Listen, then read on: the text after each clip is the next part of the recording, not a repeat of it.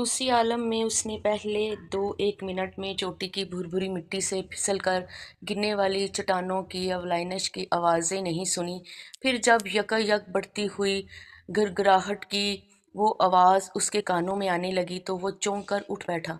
फिर वो खौफ और दहशत के एक चीख मारकर चश्मे से हटा और चोटी से गिरने वाले हज़ारों टन मिट्टी और चट्टानों के खौफनाक तेज़ी से नीचे को भागते हुए मलबे से अपनी जान बचाने के लिए एक तरफ को भागा। भागते भागते भी अपने आप को इस खौफनाक अवालांच की जद से न बच सका। हजारों तोपों की गड़गड़ाहट के साथ एक तूफान खेज जलजला सा गोया इसके सर के करीब से गुजरा और वो ज़मीन पर बिछ गया। उसे अपने हलक और नथनों में और सांस की नाली में मिट्टी के जर्रे घुसते हुए महसूस हुए और वो एक खौफनाक कड़क सी सारी ज़मीन कांपती हुई महसूस हुई। फिर कोई इंतहाई सख्त सी चीज़ इसकी टांगों से टकराई, जैसे किसी ने बड़े ज़ोर से कोई आहनी हथौड़ा इसके धड़ पर गिराया और वो बेहोश हो गया। जब वो होश में आया तो चंद लम्हों तक उसे ये एहसास रहा जैसे वो मर चुका है और किसी गहरी कब्र में दफन है। उसके चारों तरफ दाएं बाएं ऊपर नीचे मट्टी, कंकर, रोड़े और छोटी छोटी चट्टानें बिखरी पड़ी थीं और वो इनमें ऊंधा लेटा था।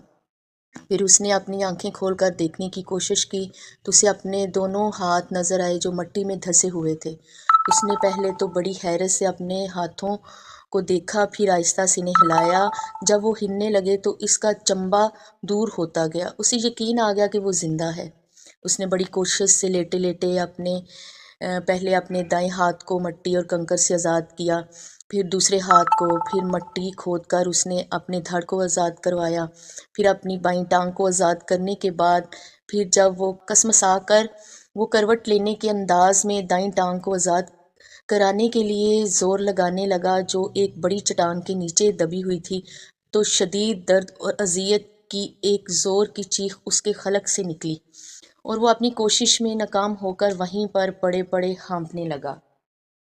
जहाँ वो लेटा था और जिस जाविये से वो लेटा था वहाँ से उसे पहाड़ के निचले हिस्से का मंजर बाखूबी दिखाई देता था।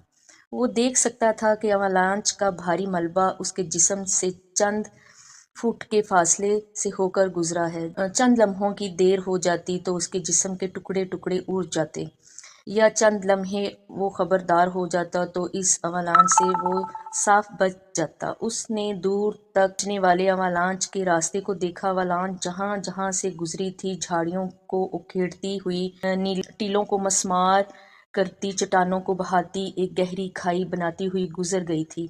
एक लम्हे के लिए उसने अपने दिल में ये इत्मीनान बख्श ख्याल आया कि वो दोनों मर गए होंगे। दूसरे लम्हे उसने देखा कि नीचे एक चट्टान की ओर से दोनों भाई से ये सलामत निकल रहे हैं, राइफलें उठाए हुए और बड़ी एहतियात से पग धरते हुए, अपनी आंखों पर बार बार हाथ रखकर ऊपर का रास्ता देखते हुए चले आ रहे हैं। उनके चेहरे पर एक तलख सी मुस्कुराहट आ गई। अपने जिस्मो जान का पूरा जोर लगाकर उसने अपनी दाईं टांग को भी इस भारी चट्टान से आज़ाद करा लिया। चट्टान जो लुढ़की तो देर तक नीचे को गिड़गिड़ाती हुई उतर गई। उसकी आवाज़ से नीचे ताक्कुब करने वाले चौंके। उन्होंने उसे उठते हुए देख लिया, मगर वो बहुत नीचे थे। वो उनकी राइफल की जद से बाहर थे। अपने बाएं घुटने पर पूरा जोर देकर वो हिम्मत से उठ खड़ा हुआ, मगर पहला कदम लेते ही लड़खड़ाकर गिर पड़ा। इसके दाईं टांग की हड्डी टूट चुकी थी, बिल्कुल शिकस्ता हो चुकी थी। उसके धड़ के अंदर खतरनाक टीसें उठ रही थीं और अब वो चल ना सकता था। तो भी वो कोशिश करके फिर उठा और अपनी दाईं टांग को उठाए हुए एक ही टांग से रास्ते पर फलांग फलांग कर चलने की कोशिश करने लगा। यकीनन नीचे ताक़ुब करने वाले ने उसे देख लिया था। वो दांत पीस पीस कर फलांग फलांग कर आगे बढ़ता रहा, मगर दर्द लम्हा बलम्हा बढ़ रहा था और वो बीच बीच में मजबूर हो जाता कि किसी चट्टान पर बैठकर जानवरों की तरह हाँफ ले और दर्द की टीसें भर रही थीं।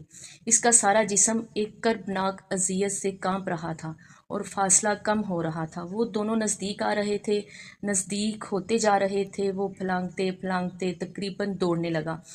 बड़ी ना बराबरी दौड़ थी, मगर वो कुछ नहीं कर सकता था। अगर एक लहजे के लिए भी टूटी हुई टांग को ज़मीन पर रखता तो आग और तेज़ाब की मिली जुली कैफियत से दो चार होता। फ़ौरन अपनी टूटी हुई टांग کو اوپر اٹھا لیتا۔ پھلانگتے پھلانگتے 12,000 فٹ اور اوپر بڑھ گیا۔ چوٹی اب اس سے صرف 500-700 فٹ کے فاصلے پر تھی، مگر اب وہ بالکل بے دم ہو چکا تھا۔ اس کے جسم میں چھریاں سی چل رہی تھیں، بار بار اس پر غشی کے دورے پڑتے اور آنکھوں میں ترمرے سے ناچنے لگتے۔ اب اس نے محسوس کیا کہ اس کا دھڑ بالکل بیکار ہو چکا ہے، اب وہ بالکل نہیں چل سکتا۔ کسی نہ کسی طرح زور لگا کر اس نے اٹھنے کی کوشش کی۔ جب اس میں ناکام ہوا تو اس نے سر نیچے کر کے لیٹے لیٹے ہی گھسیٹنا شروع کر دیا۔ اوپر کی طرف وہ دونوں بازوؤں کی قوت سے وہ ہر فٹ اوپر اوپر گھسیٹتا رہا۔ اس گھسیٹنے میں اس کے گھٹنے چھل گئے، اس کی کوہنیوں سے خون بہنے لگا، ہاتھوں کی انگلیاں چھلنی ہو گئی تھیں۔